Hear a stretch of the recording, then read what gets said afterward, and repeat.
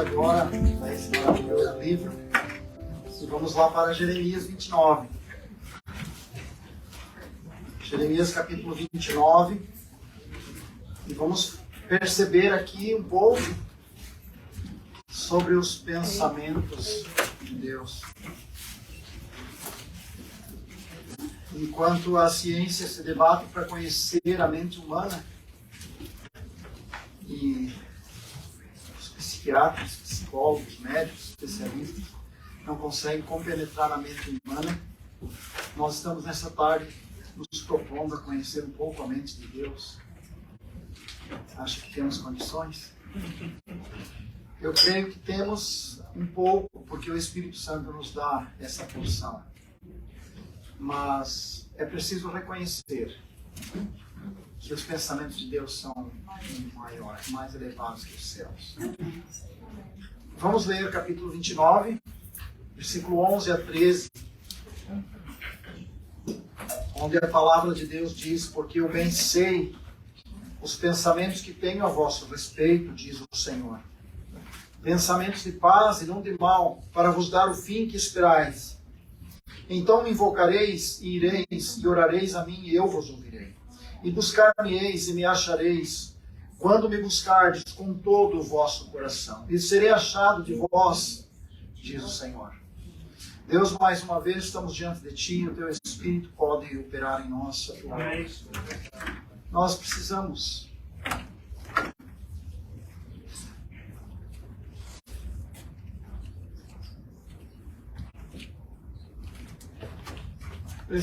de Ti, Senhor.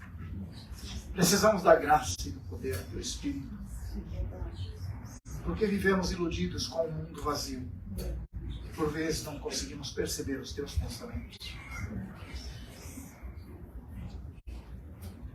Te louvamos pela palavra.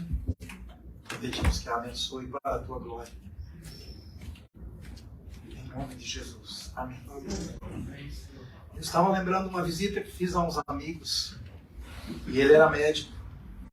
E eu levei, a gente tem um costume que eu acho muito bom até. Nós chegamos à casa de um amigo e a gente abre a Bíblia e lê, não é verdade? Olha, eu trouxe para você esse versículo. Não é isso que vocês fazem?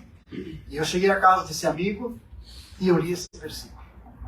Um versículo maravilhoso. E eu creio que vocês devem ter usado já para alguns casos de amizade assim, que você queria deixar aquele versículo especial. Eu é que sei que pensamentos eu tenho a vosso respeito, diz o Senhor. E daí, para vos dar o fim que desejais. E esse irmão olhou para mim assim muito animado. E ele disse: nós estamos orando há muito tempo, porque não podemos ter um filho. E ele era médico. E ele me contou que já tinham ido nos especialistas em outros países, me parece que na Espanha, inclusive, e não havia solução. E ele estava tomando esse versículo como se Deus estivesse agora dando uma esperança. E eu fiquei tão impactado com aquilo que eu pensei: será que eu deveria ler textos de promessa ou textos de exortação quando eu for visitar meus amigos? Eu acho que é melhor ler textos de exortação, porque não vai me responsabilizar assim. Agora eu trouxe esse versículo para eles, achando que Deus me deu esse versículo para eles, e eu achava mesmo, naquele dia. E agora a responsabilidade pesou muito em cima de mim. Porque é verdade que é um texto que traz uma verdade eterna de Deus para nós. Em cada lugar do planeta, em cada pessoa que anseia por Deus, Deus tem pensamentos para ela. E são pensamentos de paz, para vos dar o fim que desejais, mesmo que esse desejo seja desconhecido para nós hoje. E a gente esteja iludido com desejos vãos, mas de repente vamos descobrir: era isso que realmente eu procurava e o Senhor me deu. E então é um bom versículo, mas pesou muito. Porque 2 anos depois, eu voltei na casa deles, hospedado por eles.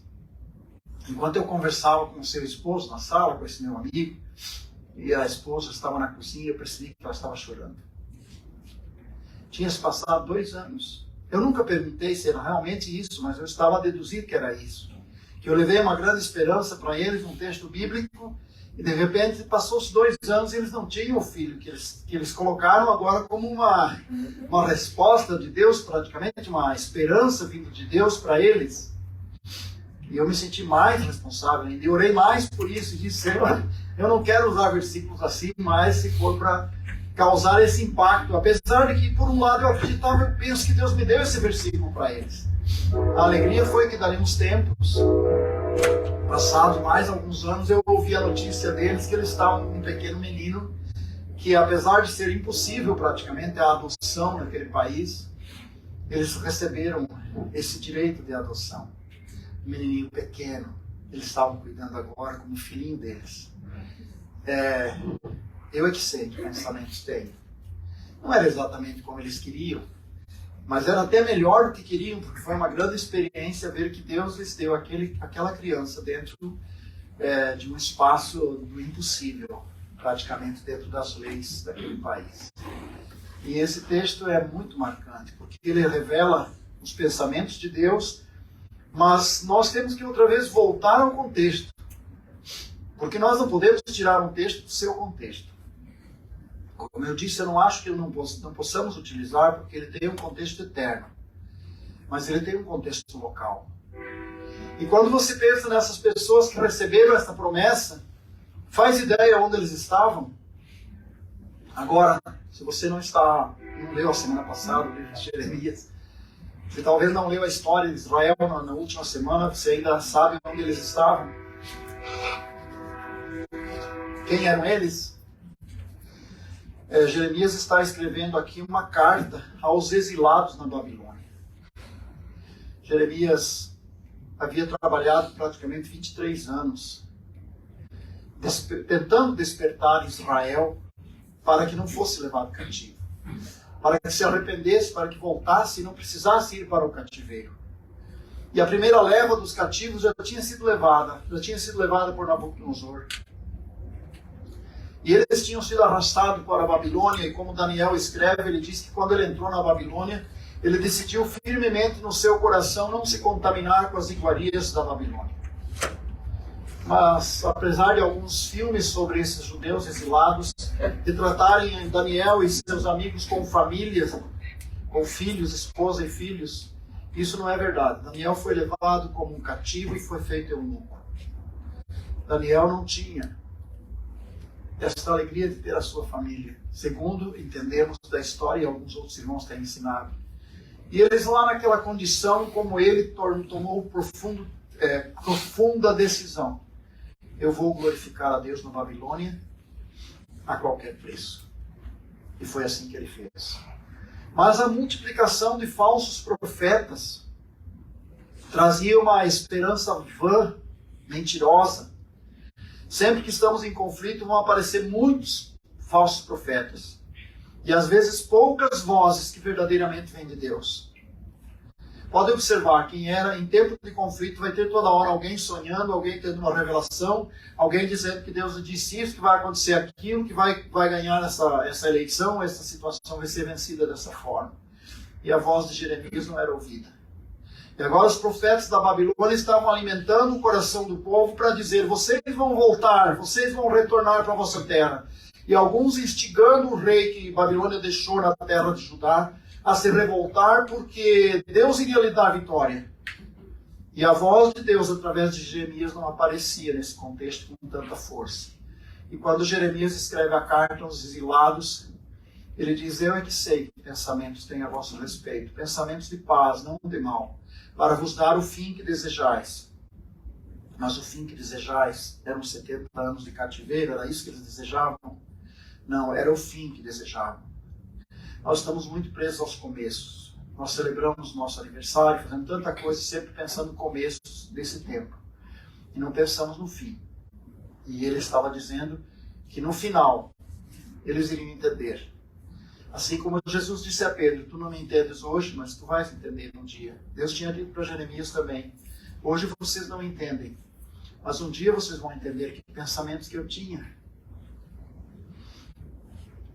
Talvez na tua história você tenha momentos assim, que você diz: eu não entendo por que isso.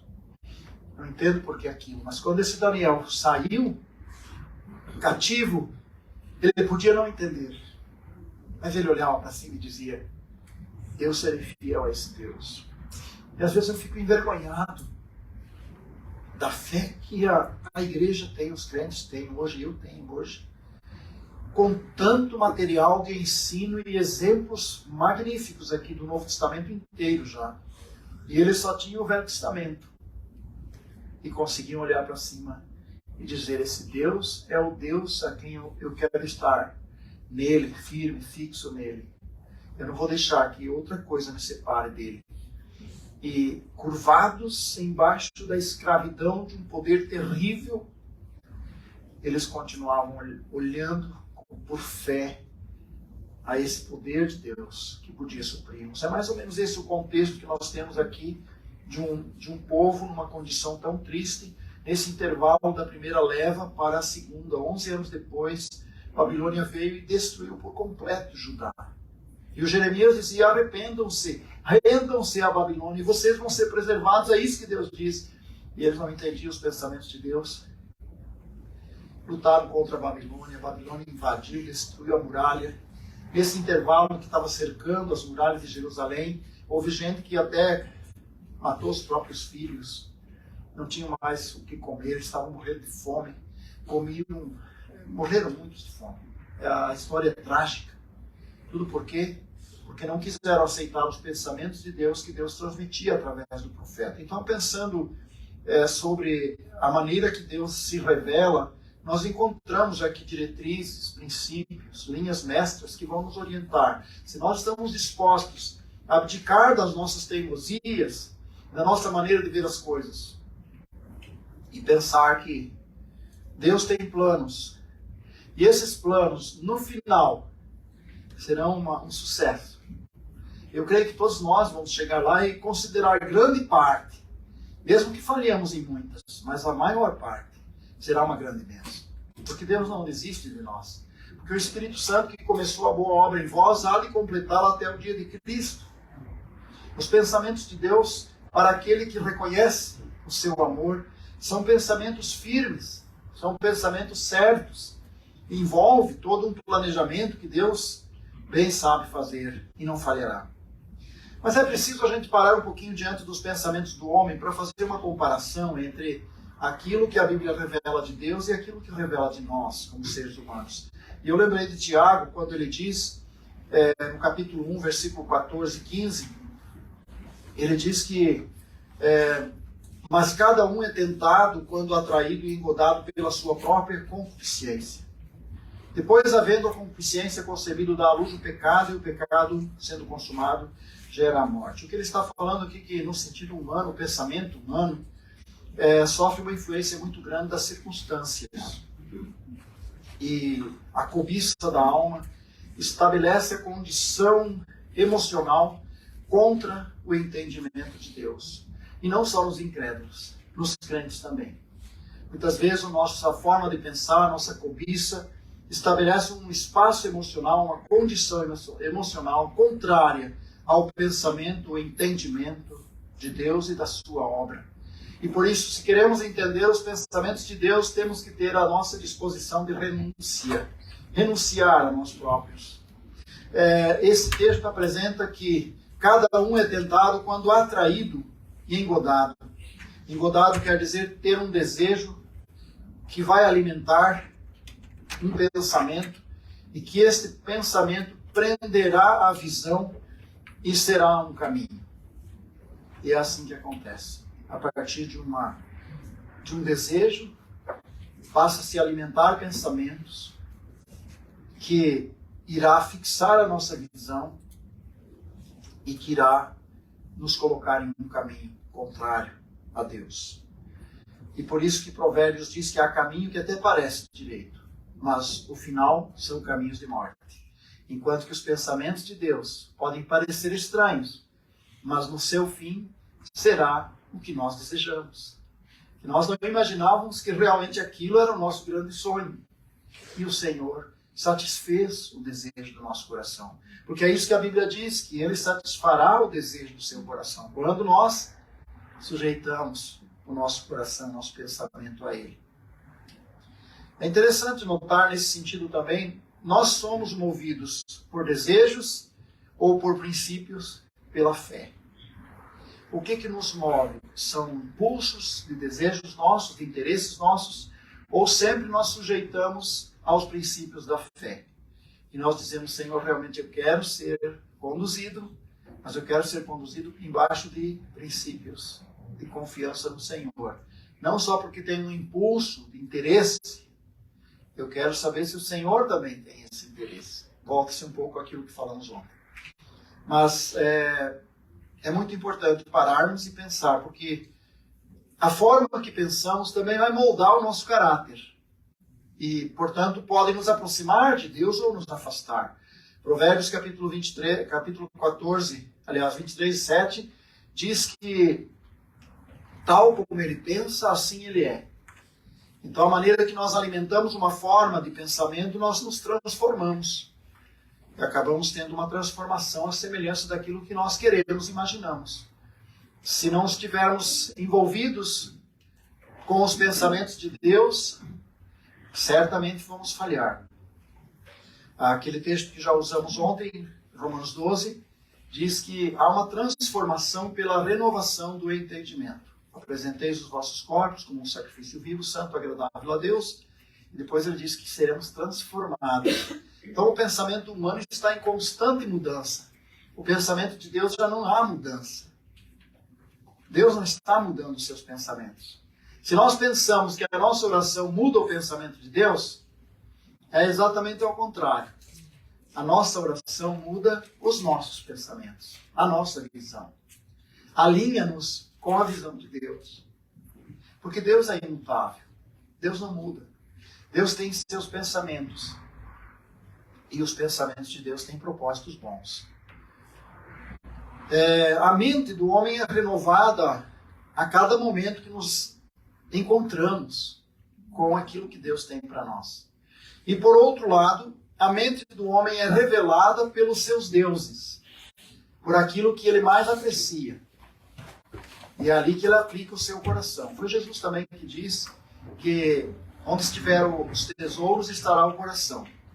Então nós facilmente estamos presos àquilo que é o objeto do maior desejo. Inclusive quando se fala sobre os estudos das civilizações antigas, alguém que falava sobre a civilização na Grécia, disse que é essencial compreender ou observar as lendas e a mitologia, os deuses, para entender aquela civilização. Porque o ser humano se revela pelos deuses que ele tem, por aquilo que ele aprecia, por aquilo que ele adora, ou por aquilo que ele oferece ao seu coração.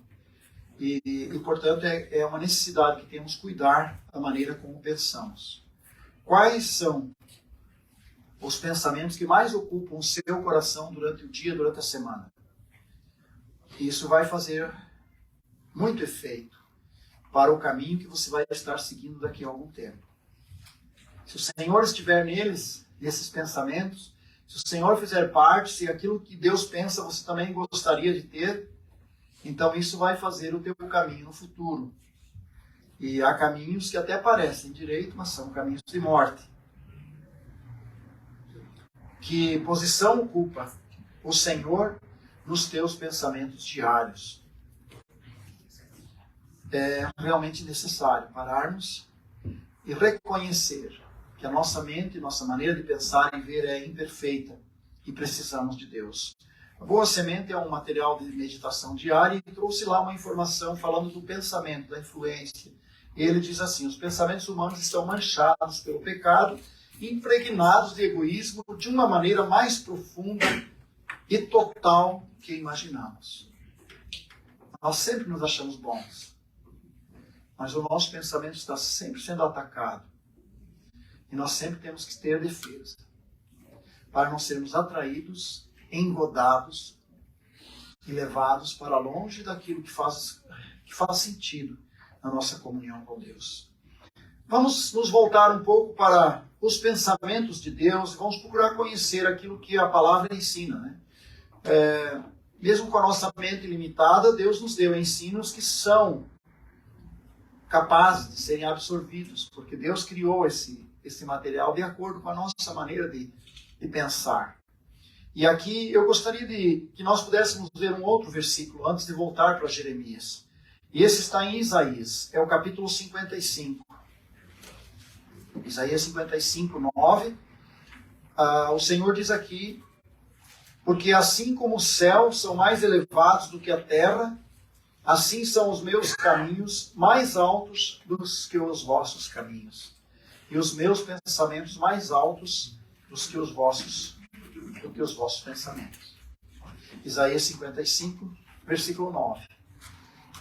Quando eu era pequeno, eu lembro, a gente tem lembranças, as primeiras lembranças que a gente tem da infância, né, todos nós, voltando lá, a gente lembra algumas coisas lá bem pequenos. Eu lembro de uma vez chegar e olhar para cima e perguntar o que tinha ali acima, daquele azul ali. E minha mãe não sabia muito explicar essas coisas, mas ela disse: lá é o infinito. Aquilo lá é infinito.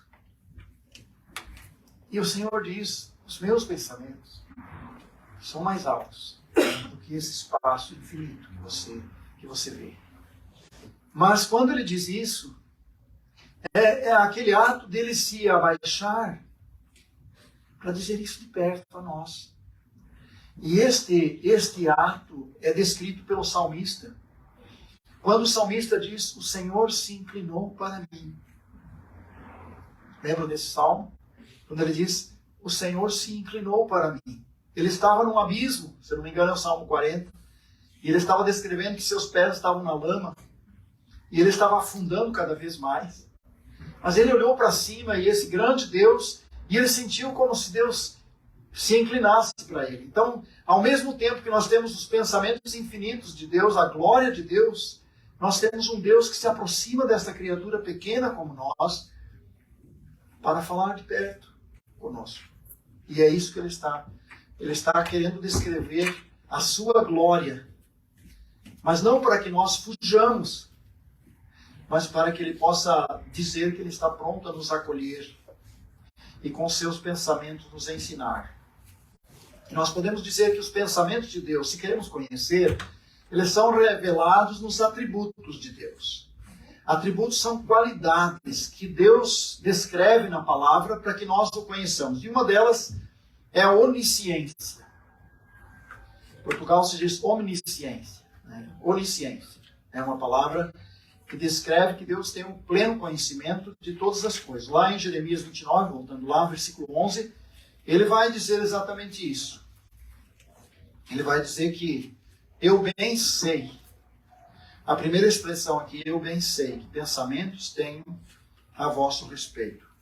E quando nós olhamos numa divisão desse versículo, vamos ver que primeiro, eu sei. Deus bem sabe, completamente sabe o que Ele pensa para a tua vida. Ele fala individualmente. Nós percebemos que o Senhor não trabalha com as multidões assim, com o todo, sem se concentrar individualmente em cada pessoa. Como aquela senhora que vinha no meio da multidão, com a sua dificuldade, com a sua doença. E Jesus para atender especificamente. Como aquele Zaqueu escondido nos galhos daquela árvore. E o Senhor no meio de uma multidão. E o Senhor para exatamente ali. E é esta a ideia que está a ser tratada aqui. Eu bem sei que pensamentos tenho. Embora está no plural, a vosso respeito. Mas Deus acompanhava cada família na Babilônia. E por isso dizia a eles: plantem jardins. Deus disse isso. Plantem flores na Babilônia. Plantem, façam tudo o que vocês podem fazer na Babilônia. Porque eu é que sei. E quando eles chegaram à beira dos rios para chorar, o Salmo 137 descreve isso. Junto aos rios da Babilônia, nos assentamos e choramos. Lá estava o Senhor dizendo: eu que sei que pensamentos tenho. Construam aqui na Babilônia. E depois Jeremias diz que Deus estava pensando que poderia, com a presença desses que foram, curar a Babilônia. E é interessante notar, quando nós achamos que Deus tirou aqueles que mereciam ser castigados, o Jeremias diz que é ao contrário, que Deus tirou os bons. quando Jeremias fala do cesto de figos, figos bons e figos ruins, intragáveis, Jeremias estava falando que Deus tinha levado para a Babilônia os bons. E depois Jeremias diz, eu tenho o pensamento de que vocês possam influenciar a Babilônia. De que vocês possam ver a diferença entre os deuses. Eu e os deuses da Babilônia, porque a Babilônia é na terra dos muitos deuses. Eles não queriam conhecer Deus na sua terra, Deus os joga para a terra dos deuses, para que vejam a diferença. Mas ao mesmo tempo, para que Deus pudesse tratar com a Babilônia. Impactar aquele império, para que não precisasse destruí-lo depois. Então a gente vê como é grande o pensamento de Deus. Quando nos coloca em situações difíceis e nós não entendemos, mas no meio das dificuldades talvez esteja dizendo, plante flores. Coloque alguma coisa que faça um perfume agradável nesse ambiente. Plante jardins. Alegre esse povo. Não deixe esse povo do jeito que está. Esse povo chegava à beira dos rios quando esses judeus se reuniam para chorar. E esses judeus chorando e o povo dizendo, cantem-nos. Cantem-nos uma canção de Sião. Salmo 137. E eles diziam, como nós podemos cantar? Estamos com a nossa voz, estamos engasgados com o nosso choro. Mas Deus estava dizendo, eu é que sei que pensamento tenho. Depois na próxima parte do versículo diz, a vosso respeito. Pensamos sobre eles lá. Não estávamos sozinhos. Pensamentos de paz. Pensamentos de paz eu tenho para vocês. E o fim será bom. Vocês vão perceber que o fim será bom. O fim que desejais. Estamos dispostos a pensar e querer o pensamento de Deus? Será que estamos querendo que Deus também se aproxime de nós, fale ao nosso coração, nos ensine, ilumine a nossa visão dele mesmo, de nós também? Qual foi a última vez que você esteve diante de Deus e em oração acabou chorando? E foi um choro assim de entrega, um choro de realmente quebrantamento de coração, de busca de Deus, do pensamento de Deus. Faz falta isso.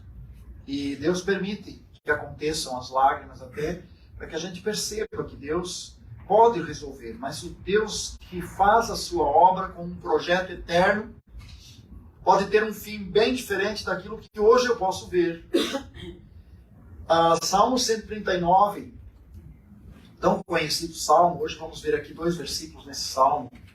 O versículo 1 fala sobre isso também, porque segue aquela forma de Deus dizer que está já planeando antes da gente nascer. Senhor, tu me sondaste e me conheces. Verso 23, ele diz, sonda-me, ó Deus, e conhece o meu coração. Prova-me e conhece os meus pensamentos. No primeiro verso, ele diz no passado. No segundo verso, ele diz no futuro. No verso primeiro, ele diz, o Senhor já sabe quem eu sou. No outro, ele diz, o Senhor me mostre quem eu realmente sou e o que eu devo fazer. Prova-me, porque eu não quero deixar de te conhecer. É bem interessante quando nós podemos chegar a Deus com essa oração. Deus conhece o futuro. E é interessante que, como é que Deus vê o futuro? Aqui eu tenho uma citação de Dave Hunt, no livro Que Amor é Este? Ele diz, Deus conhece o futuro sem que a sua presciência o influencie, porque ele vê como um observador externo. Deus está totalmente separado do espaço, do tempo e da matéria.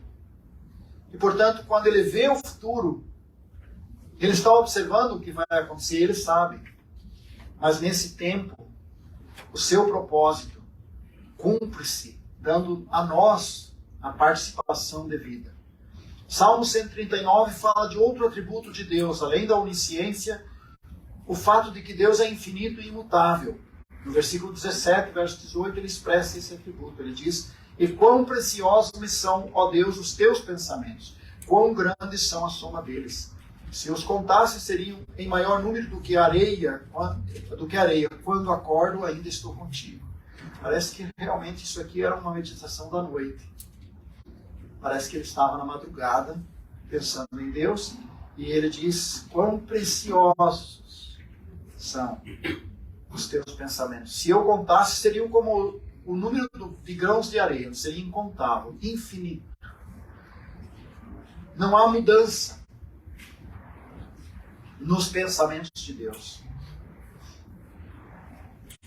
Agora a questão é, se Deus, como é, na verdade, imutável em seus pensamentos, como ele age em relação a nós, com a nossa maneira mutável? Nossos pensamentos mudam toda hora. É bem interessante observarmos que há princípios. E esses princípios, um deles é que o pensamento de Deus não invade a mente humana para um domínio involuntário deste. Acreditamos nisso? Que Deus não age na mente humana para um domínio involuntário do homem. O homem sempre está livre para pensar. Quem age normalmente assim, sempre assim, é Satanás, que ele toma conta da mente humana. E ele domina por completo, ele toma como uma possessão. Deus nunca faz isso. O Espírito Santo está em nós, se ele se entristecer, ele se afasta. Ele não domina dessa maneira, com um domínio involuntário nosso. Os pensamentos de Deus não invadem a nossa mente para nos obrigar a fazer algo sem o nosso entendimento concordar. Vocês creem nisso também? Eu creio que a Bíblia está ensinando isso. E esse é um princípio muito importante. Portanto, sempre que Deus estiver trabalhando conosco, nós também devemos trabalhar com Deus. Devemos permitir Deus agir em nós, corresponder a esse plano dele para nós. O capítulo 28 de Crônicas, versículo 9, Deus estava falando com Salomão. E nesse versículo ele diz: e tu, meu filho Salomão, conhece o Deus de teu pai e serve-o com um coração perfeito e com uma alma voluntária, porque esquadrinha o Senhor todos os corações e entende todas as imaginações dos pensamentos. Se o buscares, será achado de ti. Porém, se o deixares, rejeitar-te-á para sempre. Percebe essa colocação aqui que Deus diz a Salomão? Que ele devia servir ao Senhor com um espírito voluntário. Deus nunca pede de nós um serviço involuntário. Deus nunca pede de nós que façamos como um escravo, sem pensar, só por obediência, sem vontade própria. Tu, meu filho Salomão, sirva ao Senhor com espírito voluntário. Siga aquilo que o Davi, teu pai, fez. Agora, saiba disso, que se o buscares, você vai encontrar, mas se o deixares, ele te deixará. Percebe como Deus age respeitando a decisão humana, o pensamento humano, a intenção do coração humano? Percebe como Deus trata conosco, nos dando o direito de sermos livres? Tudo que devemos fazer, deve haver essa liberdade de fazer. E parece que só assim agrada ao Senhor. Se fosse por uma obrigação, uma imposição, não poderia ser agradável ao Senhor. Percebemos isso nos pensamentos de Deus, quando Ele diz: sirva com um coração voluntário. Agora a questão é como entender quando Deus diz que se arrependeu. É preciso colocar isso aqui, porque parece que isso gera uma certa confusão. Apesar que talvez os irmãos tenham estudado em outra hora esse ponto. Mas a questão é que se Deus tem um pensamento certo, fixo, firme, não está mudando nos princípios, será que não haveria mudanças por causa da livre decisão do homem? E nesse ponto nós percebemos que sim. Porque a Bíblia diz, em alguns momentos, usando uma linguagem, um recurso de linguagem com as características humanas, na teologia é chamado de antropoformismo, quando ele pensa e que ele se comunica com base na forma que o homem pode entender. Então, por isso aparecem expressões: arrependeu-se o Senhor de ter feito o homem. É claro que não significa que Deus errou e que Deus estava desejando não ter feito, mas estava transmitindo um sentimento. Estava transmitindo que ele sentia profundamente. O sentimento de arrependimento é um sentimento profundo. Mudança de pensamento e de atitude. A mudança de Deus em destruir aquela geração pelo dilúvio causava um impacto muito profundo em Deus. E ele usou essa expressão, arrependeu-se.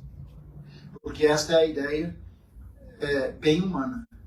Também transmitindo o sentimento humano, antropopatismo é a palavra aqui. É a ideia de transmitir sentimento humano.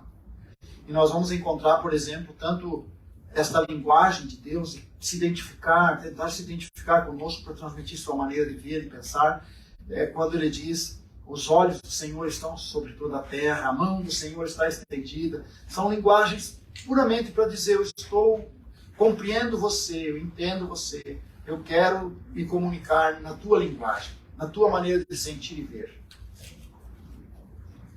Achei muito interessante quando eu estava lendo e lembrando disso, e eu pensei em Jesus Cristo ali de Lucas, capítulo 19, quando ele está em Jerusalém. Nós podemos ver aqui um pouco do sentimento de Deus expresso no Filho, em Jesus. No capítulo 19, versículo 41 e 42, ele diz assim, e dizendo, se tu conhecesses também, ao menos nesse teu dia, o que é a tua paz pertence. Mas agora isso está encoberto aos teus olhos, porque dias virão sobre ti, em que os teus inimigos te cercarão de trincheiras, e te sitiarão, e te estreitarão de todos os lados. Lucas 13, versículo 20, mais uma vez ele expressa esse sentimento profundo. Ele diz, e se o Senhor, Lucas 13, versículo 34, aqui diz,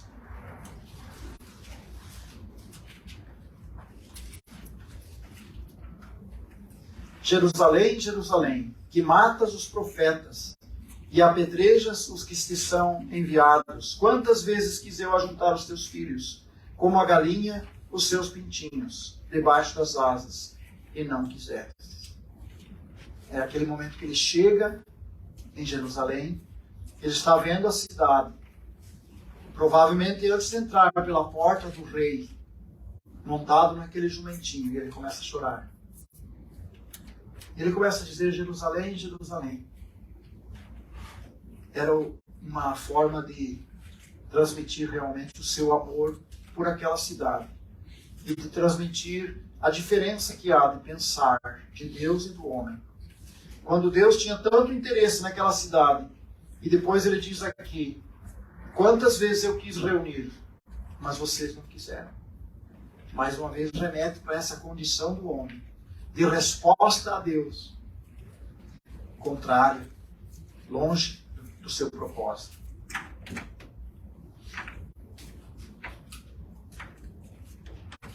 Outro elemento que nós devemos considerar é a soberania aqui nesse sentido. Esse Senhor soberano, Jesus Cristo, chorou perante a incredulidade de Jerusalém. Como reconciliar essas duas coisas? Ele que tem toda a autoridade, todo o poder, para diante da cidade que o rejeita e chora diante dela. Não dá a impressão que ele está realmente dizendo como eu amo você, mas você não reconhece o meu amor. Como realmente eu desejo para você o melhor, mas tu não queres receber o melhor. E Deus não está impondo esse melhor, mas está lamentando essa condição com aqueles que se perderiam. Então, é uma atitude de Deus em revelar a nós que Ele não está agindo com seus pensamentos, impondo sobre nós os seus pensamentos, a sua vontade, mas esperando uma reação de nós. Podemos dizer que o amor de Deus, nesse sentido, está em cada pensamento, em cada ato de Deus revelado a nós. Vamos para Isaías 55, verso 9, que nós acabamos de ler. Observar aqui alguns aspectos também. enquanto nós olhamos para Jeremias, o contexto de Jeremias é um contexto de disciplina de Deus ao povo que tinha se rebelado. E o contexto de Isaías é diferente. Nós temos aqui em Isaías, o texto está falando de salvação. O texto de Jeremias está falando de disciplina. Os pensamentos de Deus sobre a salvação que Ele traz, nós encontramos, lembro outra vez, capítulo 55, verso 9, porque assim como os céus são mais altos do que a terra, assim são os meus caminhos mais altos do que os vossos caminhos, e os meus pensamentos mais altos do que os vossos pensamentos. E nesse capítulo, a partir dele, podemos falar um pouco sobre a sabedoria de Deus. Vimos sobre os pensamentos, a misericórdia de Deus, o que Deus fez lá com Jeremias no cativeiro, apesar de ser disciplina. E aqui vemos Deus querendo salvar. Versículos desse capítulo todo está falando sobre salvação. Romanos capítulo 11, vamos falar sobre esta sabedoria de Deus que envolve os seus pensamentos. Capítulo 11 de Romanos, no versículo 32 a 34, ele diz: porque Deus encerrou todos debaixo da desobediência, para com todos usar de misericórdia. Ó profundidade das riquezas, tanto da sabedoria como da ciência de Deus! Quão insondáveis são os seus juízos, e quão inescrutáveis os seus caminhos. Então aqui mostra no contexto de Isaías, é o contexto da salvação. Ele está lá dizendo: vinde a mim, todos vós que tendes sede, vinde a mim. Em capítulo 55 ele está oferecendo salvação ao povo de Israel. E daí nós podemos olhar na sabedoria de Deus, como é que Deus vai salvar a humanidade. E então Deus decide encerrar todos no mesmo contexto, para oferecer da mesma forma a todos. E aqui o apóstolo descreve isso: Deus encerrou todos na mesma condição. Versículo 32. Deus encerrou todos debaixo da desobediência, para com todos usar de misericórdia. Então, quando Deus pensou em salvar, Deus não pensou só em alguns. Ele condicionou que todos estão na mesma condição. E a salvação é para todos. E é o que Isaías disse no versículo 1. Todos vós que tendes sede, vinde às águas.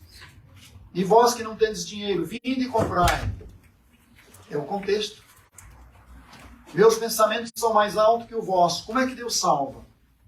Então, na sabedoria de Deus, Deus decidiu que toda a humanidade está na mesma condição. E, nesse caso, para toda a humanidade, a mesma salvação. E é isso que ele está dizendo aqui. E a sabedoria de Deus. Essa sabedoria é um dos atributos divinos. É insondável. O versículo 33 diz isso. Nós acabamos de ler. Ó profundidade das riquezas, tanto da sabedoria como da ciência de Deus. É insondável. É a base de toda a bondade humana, sobretudo do bem-estar espiritual, particularmente a salvação. A sabedoria de Deus que estabelece um caminho para que toda a humanidade tenha acesso a ele. Sabedoria revelada de uma forma especial na informação. Informação, aquilo que Deus transmite a nós na sua palavra. Eu achei interessante o comentário de um pregador alemão, da Alemanha, Werner Gitt. Não sei se alguém já assistiu alguma mensagem, talvez com tradução. Era um homem que trabalhou, hoje está aposentado. Ele tinha um engenheiro alemão, criacionista, né, cristão, claro, e o departamento de tecnologia e informação. Ele era o chefe desse departamento. E eu ontem até comentei isso com alguns irmãos, que ele citou que a informação é o elemento que parece que faz ligação com o eterno, com as coisas espirituais. Palavras dele, ele que cita isso. Porque ele diz, a informação é o elemento central de todo o nosso universo. Quem trabalha nessa área da tecnologia sabe que você pode pegar, todos os elementos são baseados na informação. E você pode pegar um pequeno, ele citou esse exemplo, um HD, uma pendrive, e ela não vai ter peso maior, mas ela pode ter ali milhares de fotos, centenas de outros materiais. e continua sendo o mesmo peso em termos materiais. Por isso ele diz, parece que a informação é aquilo que causa toda a ligação até com aquilo que é eterno. Ele diz é aquela ligação com Deus, com a sabedoria de Deus. E é dessa maneira que Deus quer transformar a nossa vida, com este ensino que transmite a vontade, o plano, o pensamento de Deus, para que sejamos mudados. 1 Coríntios capítulo 2, verso 7, o apóstolo escreveu: a sabedoria infinita de Deus planeou e providenciou um acesso a Deus. Vamos ver o que está lá nesse versículo. Capítulo 2, verso 7 de 1 Coríntios.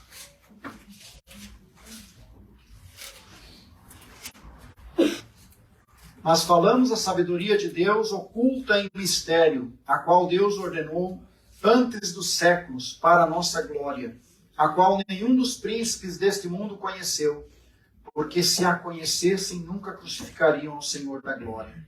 Mas como está escrito, as coisas que o olho não viu e o ouvido não ouviu e não subiram ao coração do homem, são as que Deus preparou para os que o amam. Se parássemos aqui, nós iríamos dizer, então não temos como conhecer. Mas é interessante que no verso 10 ele diz, mas Deus nos revelou pelo seu Espírito. Então nós temos acesso a essa sabedoria de Deus, podemos conhecer os seus pensamentos e seguir a sua vontade.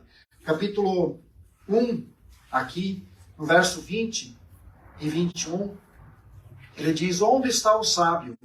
Onde está o escriba? Onde está o inquiridor desse século?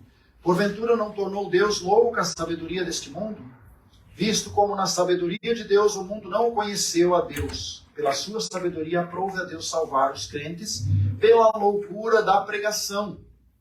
Então, se nós relacionamos o projeto eterno de Deus com esse tema, os pensamentos, a sabedoria, percebemos que a pregação é a forma pela qual Deus quer levar os seus pensamentos, a sua salvação ao homem. A sabedoria insondável, revelada pelo Espírito Santo no Evangelho, é que nos dá o acesso à vida, à salvação. Quando voltamos ao cativeiro de Israel, em Jeremias, nós encontramos o contexto da disciplina e nós vemos que Deus queria ensinar uma lição muito especial a Israel. Que Deus não está limitado ao tempo e ao espaço. E que eles que pensavam que estando longe do templo estariam longe da bênção de Deus, em Jeremias, no capítulo 23, o profeta vai dizer que não é bem assim que Deus vê. Parece que com os anos Israel havia se fixado num local, achando que aquele era o lugar da bênção. E perderam de vista que Deus estava em todos os lugares. Capítulo 23, verso 23, diz, porventura sou eu Deus de perto, diz o Senhor, e não de longe, também de longe. Eles passavam a estar na Babilônia como se Deus estivesse longe, como se o templo estivesse destruído, como se não tivesse mais acesso a Deus. E Deus queria mudar esse conceito. Deus queria mostrar que Deus não é um Deus como os deuses das nações, territorial, que só opera na montanha ou no vale, mas Deus é o Deus que está em todo lugar. Nós vemos isso também no meio cristão. As pessoas às vezes pensam que lá na igreja, lá na reunião do domingo, e deixam de pensar que lá na sua casa, no convívio dos seus filhos, no tratamento da esposa e esposo, é o Deus de longe, é o Deus de perto, é o Deus que está em todo lugar. Assim entendemos que Deus não está limitado ao espaço e o tempo como eles pensavam. Um lugar em Judá ou um lugar na Babilônia faz pouca diferença para quem está com o Senhor. Então, independente de onde nós estamos, devíamos ter mais esse sentido da presença e do lugar que Deus habita. Deus está presente. Deus está em todos os lugares. É preciso ver que Deus se revela nos seus juízos, nos castigos que ele dava ao povo. Havia uma forma de revelação de Deus. Romanos capítulo 11, ele diz aqui nos versículos 33 e 34, Porque quem compreendeu a mente do Senhor, ou quem foi seu conselheiro, ou quem lhe deu primeiro a ele para que lhe seja recompensado, descreve um pouco essa sabedoria. Os seus pensamentos são impregnados de amor, de maneira que o agir de Deus revela compaixão pelo homem. Deus pensa diferente também quanto aos valores. Eu queria citar o exemplo de Baruque. Baruque era aquele homem escriba que escrevia para Jeremias. E Baruque lamentava a condição que estava vivendo em Jerusalém. E eu acho bastante marcante essas palavras de capítulo 45. É um capítulo escrito especificamente para ele. No meio de todas as revelações de Deus a Jeremias, Deus um dia parou para falar para o escriba Baruque. E quando ele fala com Baruque, no versículo 2 ele diz: assim diz o Senhor Deus de Israel acerca de ti, Baruque. Porque Baruque estava chorando as perdas que ele teve com a invasão babilônica. Mas no verso 13 ele diz: disseste, ai de mim agora, porque me acrescentou o Senhor tristeza sobre a minha dor. Estou cansado do meu gemido e não acho descanso. Assim lhe dirás: isso diz o Senhor, eis que o que edifiquei eu derrubo, e o que plantei eu arranco, isso em toda a terra. E procuras tu grandezas para ti mesmo? Não as procures, porque eis que eu trarei mal sobre toda a carne, diz o Senhor. Porém te darei a tua alma por despojo em todos os lugares por onde fores. Baruque queria saber os pensamentos de Deus diante daquela tristeza dele e lamentava muito. E o que eu sentia aqui ao ler isso, e você pode observar, é isso mesmo, que Deus está dizendo: Baruque, você está preocupado que você perdeu a tua casa, que você perdeu muito investimento, que você perdeu talvez um pouco da tua saúde, que você está esgotado fisicamente. Baruque, eu precisei destruir aquilo que eu plantei. Eu estou precisando arrancar tudo aquilo que eu tinha construído. E tu choras por causa dessas pequenas coisas. Percebe o sentimento e o pensamento de Deus aqui, de um Deus amoroso que não quer que Jerusalém pereça, que não quer que aqueles ímpios de Jerusalém morram. Não vemos um Deus aqui na sua ira sem um sentimento de carinho, de amor. Não vemos um Deus que joga Israel na Babilônia e depois diz: vocês mereceram. Vemos um Deus dizendo: Baruque, você vai reclamar das tuas perdas. Veja quanta gente eu perdi. Eu investi neles. E eles me abandonaram. Percebe que, aqui voltando à questão da onipotência ou da onisciência de Deus, a questão da decisão humana, não parece que Deus realmente estava reagindo sem nenhuma imposição, mas lamentando. Há um texto nos Salmos que diz do Deus sofredor. E você pensa que Deus não sofre? Ele transmitiu essa ideia de sofrimento. Ele transmitiu para nós os seus pensamentos e que ele é um Deus que está sofrendo com a condição do homem perdido, do ímpio. Romanos capítulo 4, quando fala de Abraão, ele fala da busca do homem perdido, ele diz que ele veio para buscar o ímpio pecador. Eu sempre fico a pensar, por que ele não pegou, para construir a nação de Israel, não pegou Melquisedeque? O homem, rei de Salém, aquele sacerdote do Deus Altíssimo, e foi pegar o ímpio Abraão no meio de Ur dos Caldeus. Porque Deus está atento à miséria do homem. E porque Deus, quando pensa, ele pensa com amor, com carinho, com pena, de ter que destruir as obras que ele construiu. E quantas vezes nós também estamos lamentando as nossas perdas e não percebemos quanto Deus perde quando o nosso testemunho não é eficiente. Quando nós não dedicamos tempo para orar. Quando não dedicamos tempo para conhecer o que Deus pensa sobre nós. Ficamos reclamando das nossas doenças e males. E quando Deus olha ao redor e vê nosso vizinho se perder, e nós não entregamos uma literatura para ele, um calendário de leitura diária bíblica. Vê nossos amigos irem para o inferno, e Deus queria muito salvá-los, e eles podem ser salvos. Porque potencialmente todo homem pode ser salvo, porque todos são chamados por Deus para isso. Todos têm de Deus o convite. A obra de Cristo não está limitada, pode salvar o pior dos pecadores. A obra de Cristo, como Isaías 55, aparece como uma fonte. Ó, todos vós que tendes sede.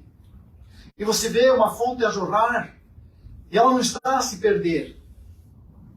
Ela está simplesmente a ser o que ela é por natureza. E daquela cruz está a jorrar a vida. A salvação de Deus está a jorrar daquela cruz, daquela obra. Não é limitada por que alguns não são salvos. Não é limitada. Pode salvar a todos. E quando Deus olha e vê aqueles que se perdem, o sentimento dele expresso aqui continua sendo o mesmo. Quando ele tem que lançar alguém na condenação eterna, não é porque ele quer. Porque ele diz que ele sofreu, sentia ter que destruir a cidade de Jerusalém. E Jesus Cristo aparece e chora por Jerusalém. Usa a figura da galinha e dos pintinhos e diz: eu queria reuni-los e protegê-los, e vocês não quiseram. Então entendemos que Deus, quando pensa, ele pensa com este amor, com essa sabedoria, e desta maneira procurando cativar o ser humano para conhecê-lo, para servi-lo de todo o coração. Sobre Romanos capítulo 11, quando Deus decide oferecer justiça e misericórdia.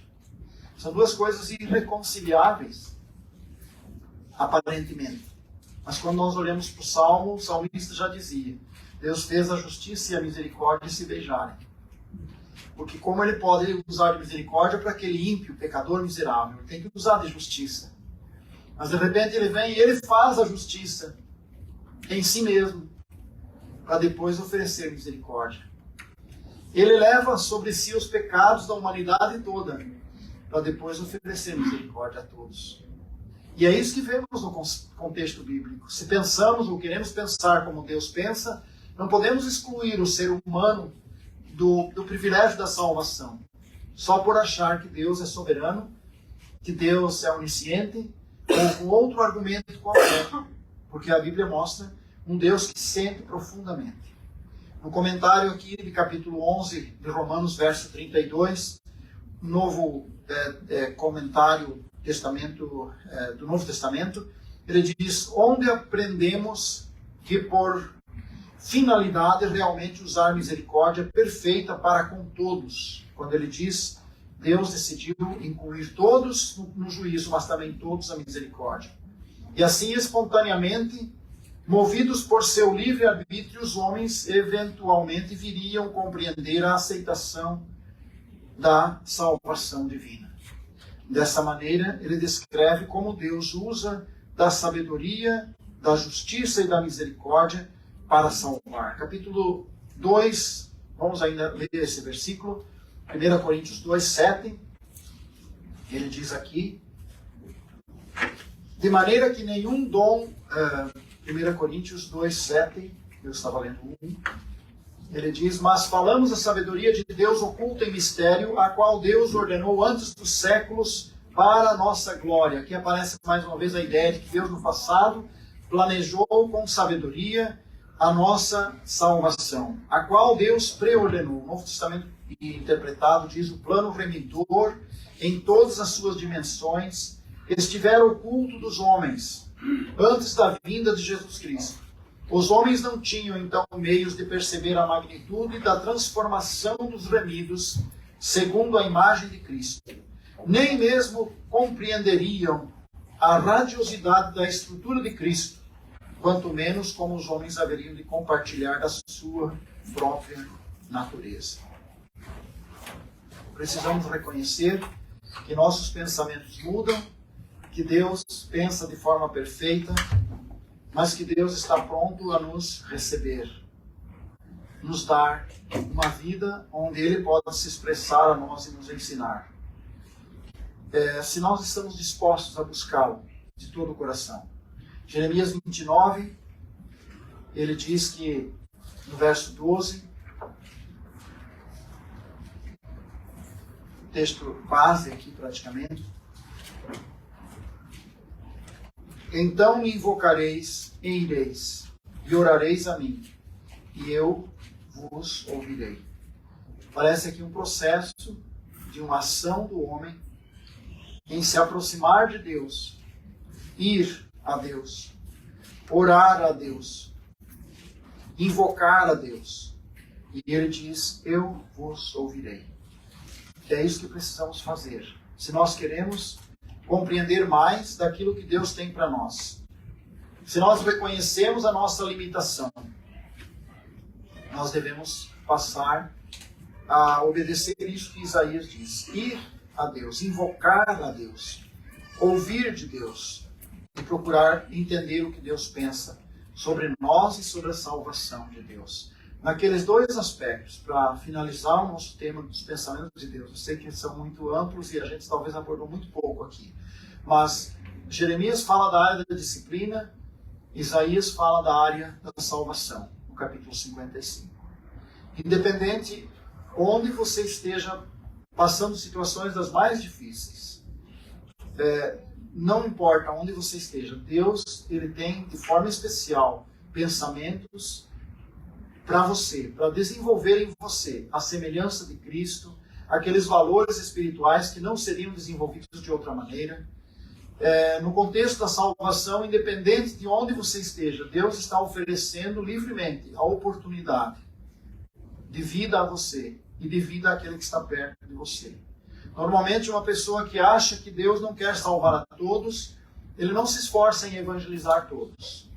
Porque ele acha que se Deus não, na sua sabedoria, já decidiu que vai simplesmente salvar os seus escolhidos, então não preciso me preocupar, os escolhidos serão salvos de qualquer forma.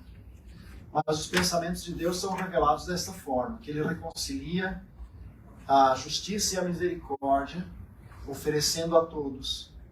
Então, no aspecto salvação, devemos tomar uma iniciativa mais forte de levar a mensagem, porque Deus está esperando que a gente faça isso. E quando nós sofremos as nossas perdas, que a gente comece a lembrar do sentimento de Deus transmitido a Baruque, que possamos perceber que nós muitas vezes levamos Deus a sofrer outras perdas maiores. Podemos dizer isso? Podemos, porque Deus quer salvar pessoas que nós não fazemos nada para salvá-las. Que nós não fazemos a nossa parte e reclamamos que Deus não faz por nós. E clamamos que Deus não está fazendo o que nós desejamos.